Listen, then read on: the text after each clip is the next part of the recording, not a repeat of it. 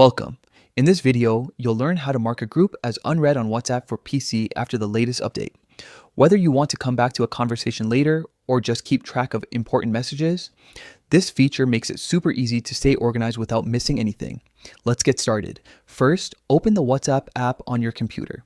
Once it loads up, you'll see all your chats listed on the left side of the screen. This includes both personal and group conversations. Next, scroll through your chats and find the group you want to mark as unread. It could be a family group, a work discussion, or any community you're part of. Take your time and make sure you've selected the correct one. Now comes the key step.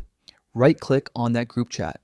A small menu will appear on your screen with several options, like Archive Chat, Mute Notifications, and the one we're looking for mark as unread. Click on that option. As soon as you do, a small green dot will appear next to that group chat. That dot is your reminder that the conversation has unread messages.